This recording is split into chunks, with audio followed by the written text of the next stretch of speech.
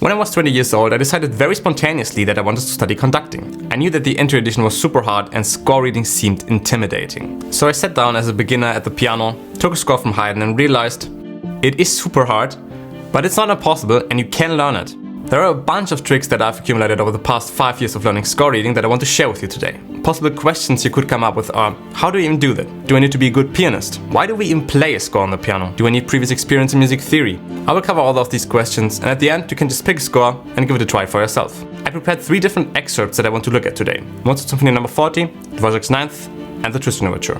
First of all, let me clarify, you do not have to be a fantastic pianist. I'm still not. Score reading is 50% the ability to read notes fast and 50% playing piano. So of course, if you're a pianist, you have a slight advantage, but you will struggle too, I promise. Let's talk about the beginning of Mozart Symphony No. 40.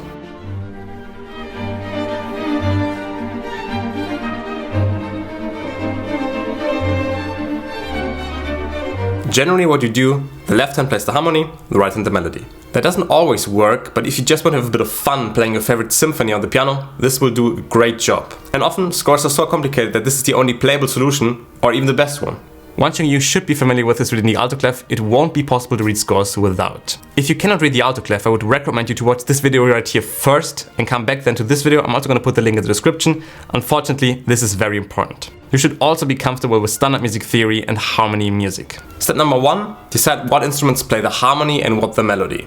I guess here it's obvious. You can see the cello and the bass play harmony notes, the viola some figuration of the harmony. The violins both play the melody, because we don't want to make our lives miserable and play the melody in octaves, we just forget the lower one.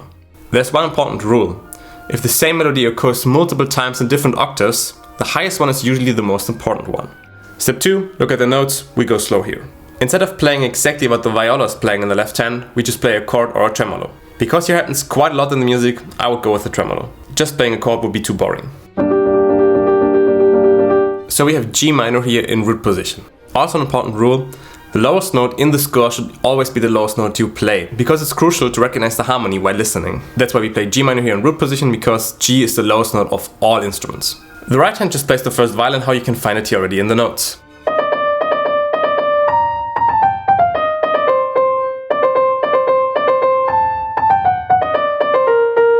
Then you just keep doing this for the next bars. And you will realize that the first 4 bars are just G minor. So you just play G minor on the left hand and the right hand plays the first violin.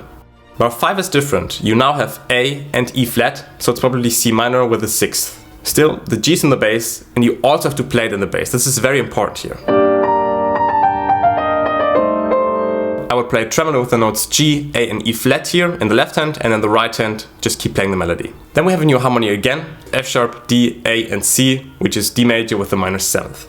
F sharp is in the bass, so we also have to play F sharp in the bass. This is the first version of D major. Then in the next bar our bass note changes, but it's still D major. The whole thing ends in G minor, and that's exactly what we play on the left hand. The right hand still plays the melody.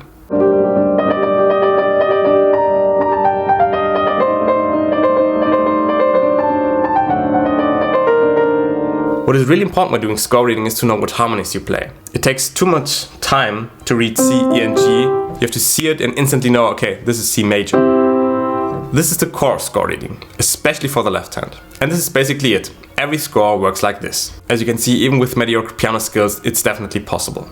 I know it's not easy, but if you can learn to read notes properly and understand the harmony behind it, it will be so beneficial for sight reading and music in general. I thought I was good at sight reading on my main instrument. I had no idea how good you can become. There are people, what they can play first time seeing notes, it's unbelievable. Example number 2, Dvořák 9, bar 6, first movement.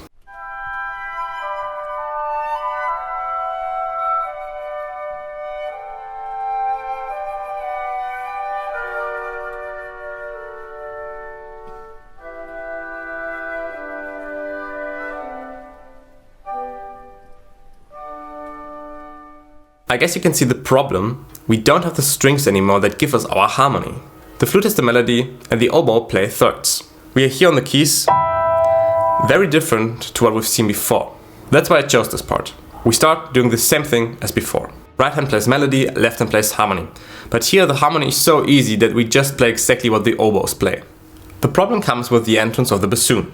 If we played everything in the left hand, the notes would be far away from each other. We could just play them an octave lower, but there's an easy alternative that also sounds better. Especially if there are not many people playing, trying to recreate the original sound and playing exactly what is in the score is the best possible option. What I would do here is play the flute and the oboes on the right hand and the bassoon on the left hand.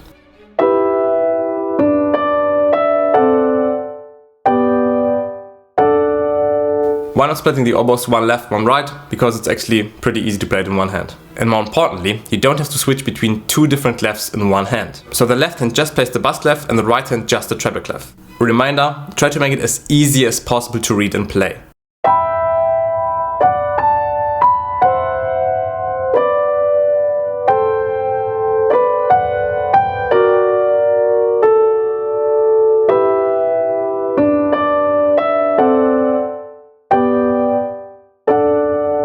Now we have a bit more of a complicated score. This is the Tristan overture, directly starting with the Tristan chord.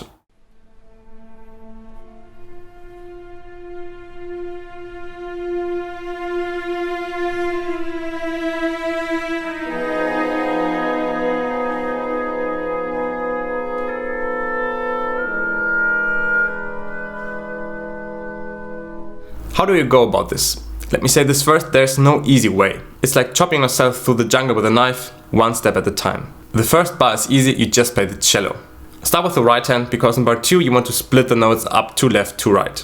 Now if you look at all notes in bar 2 played on the first beat, you will realize it's exactly 4 different ones. With exactly 4 I mean, if there's an F and there's an F an octave higher, these count as 2 different notes. Here we have F, B, D sharp and G sharp. Bassoon is easy.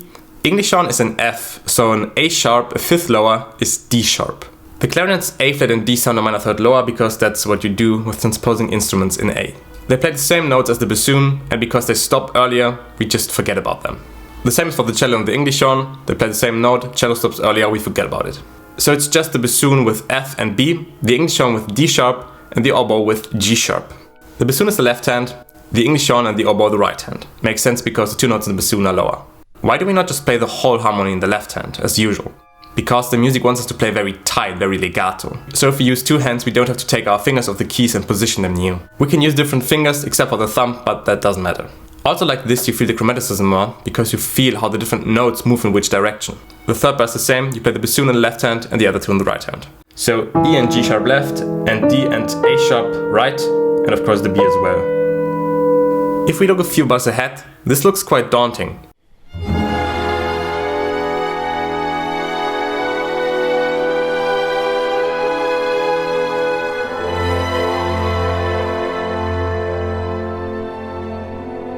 But what you have to play is not that difficult, it's just difficult to read. If you want to make it easy, you just look at the strings, because most of the time they play all the important notes of the harmony. If you're learning a score to conduct it, don't do that, but you can still play it the exact same way. Just from the viola you can already figure out the harmony here. You have E, G sharp, D and B, pretty much E major with the minor 7s. You can play the octave here from first violin and second violin, it's not that difficult to play.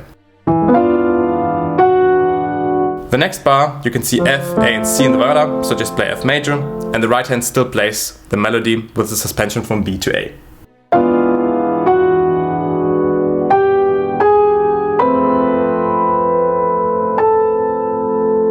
It looks more difficult than it is. Still, you should try to at least once read all the instruments. Yeah, this will take 30 seconds up to a minute for this one bar, that's normal.